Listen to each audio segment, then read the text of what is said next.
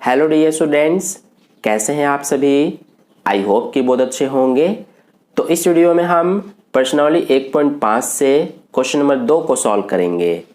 तो देखिए question number 2 में हमसे क्या कहा गया है, निम्नलिखित व्यंजकों में से प्रत्येक व्यंजक को सरल कीजिए। तो इसमें हमें टोटल 4 पार्ट्स दिए गए हैं। तो चलिए बारी बारी से सभी पार्ट्स को सॉल्व करते हैं। तो देखिए डियर स्टूडेंट्स, सबसे पहले हम फर्स्ट पार्ट को सॉल्व करते हैं। तो फर्स्ट पार्ट में हमें ये व्यंजक दिया हुआ है।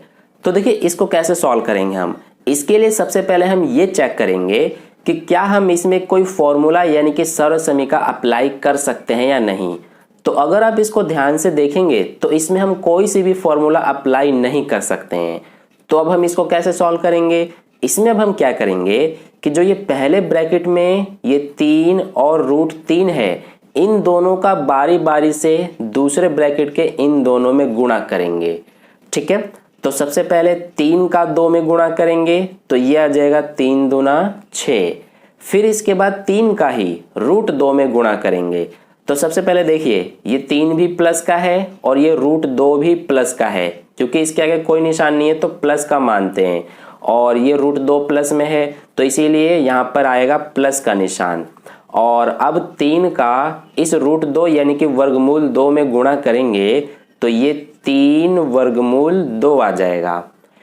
तो ये हमने 3 का इन दोनों में गुणा करके यहाँ लिख दिया।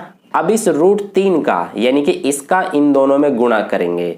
तो सबसे पहले देखिए यहाँ पे तो प्लस का निशान आएगा, क्योंकि ये भी प्लस में है, यहाँ पर कोई निशान नहीं है तो प्लस का होगा, और ये भी प्लस में है।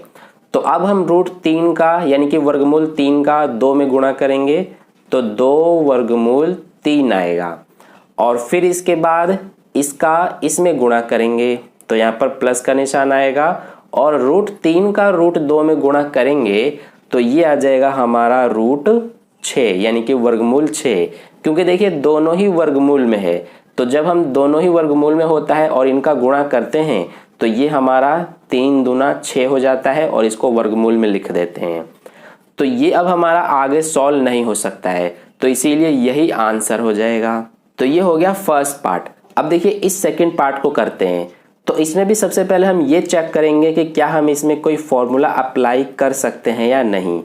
तो इसको ध्यान से देखिए, ये आपको कुछ a + b और a - b के रूप में नजर आ रहा होगा, क्योंकि देखिए a का मान इसमें भी 3 है, इसमें भी 3 है, और b का मान इसमें √3 है, इसमें भी √3 है। तो इसीलिए इसमें हमारा ये वाला सर्व समीकरण, ये वाला फॉर्मूला अप्लाई हो सकता है। तो क्या होता है, a + b और a - b के बराबर में, तो ये होता है हमारा a² - b²। ठीक है, तो ये हमारा क्वेश्चन जो है इस रूप में हमें दिया हुआ है। हम क्या करेंगे कि इस रूप में लिख देंगे इस क्वेश्चन को। तो सबसे पहले देखिए यहाँ पर हम लिख लेते हैं कि a का मान क्या है हमारा। इसमें देखिए a की जगह पर 3 लिखा हुआ है तो a का मान 3 हो जाएगा।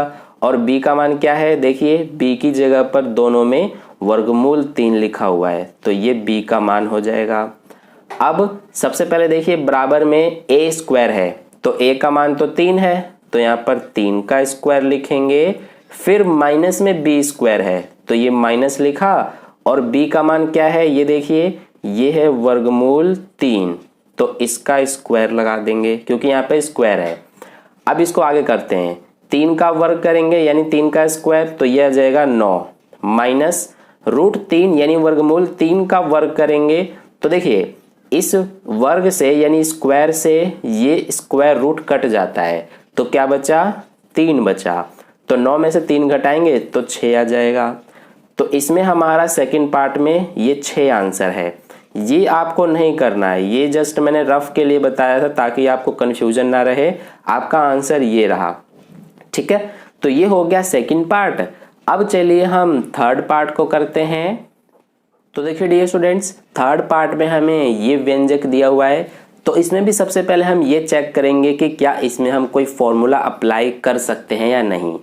तो इसको अगर आप ध्यान से देखेंगे तो ये आपका a + b का होल स्क्वायर के रूप में है, क्योंकि a का मान इसमें वर्गमूल 5 है और b का मान देखिए वर्गमूल 2 है और इसका होल स्क्वायर। तो इसके बराबर में क्या होता है, ये होता है हमारा a square plus 2ab plus b square.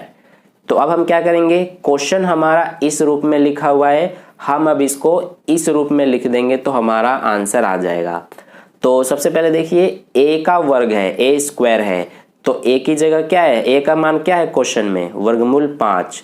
तो हम इस a की जगह पे वर्गमूल 5 लिखेंगे और ये स्क्वायर है तो स्क्वायर लगाएंगे। फिर प्लस में क्या है 2 ये वाला, फिर a भी है, तो a का मान तो हमारा वर्गमूल 5 है और b का मान क्या है, वर्गमूल 2 है।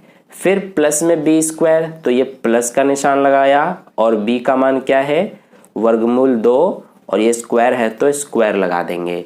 अब इसको सॉल्व करते हैं।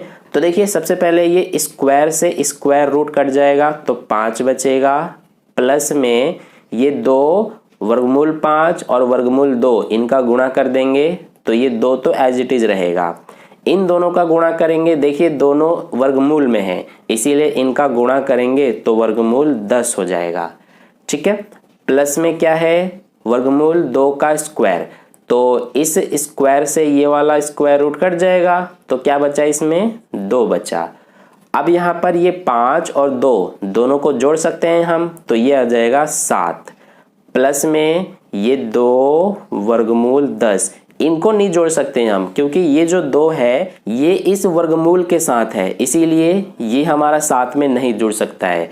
तो 7 प्लस 2 वर्गमूल 10 यही हमारा आंसर हो जाएगा। अब चलिए लास्ट 4th पार्ट को करते हैं। तो इसमें देखिए इसमें भी हम फॉर्मूला अप्लाई कर सकते हैं क्योंकि ये देखिए a माइनस बी और ये a प्लस बी के रूप में लिखा हुआ है ना, क्योंकि देखिए a का मान इसमें भी वही है इसमें भी वही है, b का मान इसमें भी और इसमें भी, दोनों में सेम है, तो इसीलिए हम इसमें ये वाली जो फॉर्मूला है अप्लाई कर सकते हैं। बस इसमें अलग आपको क्या दिख रहा होगा कि इसमें पहले a माइनस बी है और बाद में a प्लस बी है, लेकिन इसमें पहले a प्लस बी था और बाद में a माइनस बी था, तो इससे कोई प्रॉब्लम नहीं होता है, बस एक बार प्लस में और एक बार माइनस में होना चाहिए। ठीक है, तो इसमें एक बार प्लस में और माइनस में है इसीलिए हम इसमें ये वाला फॉर्मूला अप्लाई कर सकते हैं। ठीक है, तो देखिए इसके बराबर में क्या होता है, ये होता है a square minus B square, तो a का मान इसमें √5 है, देखिए दोनों में, तो इसीलिए a की जगह पर √5 लिखेंगे और ये स्क्वायर है तो यहाँ पे स्क्वायर लगाएंगे, फिर माइनस है और फिर b का स्क्वायर है, तो b की जगह पर क्या है क्वेश्चन में √2, तो इसका स्क्वायर कर देंगे। अब देखिए ये स्क्वायर से स्क्वायर रूट कट जाएगा तो 5 बचेगा, माइनस ये स्क्वायर से स्क्वायर रूट कट जाएगा तो 2 बचेगा। अब 5 में से 2 घटाने पर क्या आएगा 3, तो इसमें हमारा आंसर 3 आ जाएगा। तो इस तरह से क्वेश्चन नंबर 2 का सॉल्यूशन कंप्लीट हुआ। आई होप आपको अच्छे से समझ में आ गया है। अगर फिर भी कहीं कोई डाउट है तो आप मुझसे कमेंट करके पूछ सकते हैं, मैं आपको समझा दूंगा। तो अगर आपको वीडियो अच्छा लगा है तो वीडियो को लाइक कर देना, अपने दोस्तों के साथ भी शेयर कर देना, और अगर आप चैनल पर नए आए हुए हैं तो चैनल को सब्सक्राइब करके बगल में जो बेल आइकन आता है उस पर ऑल नोटिफिकेशन पे क्लिक कर लेना, ताकि नेक्स्ट वीडियो जैसी अपलोड की जाए उसका नोटिफिकेशन सबसे पहले आपको मिल जाए। तो मिलते हैं फिर नेक्स्ट क्वेश्चन के लिए नेक्स्ट वीडियो में। धन्यवाद।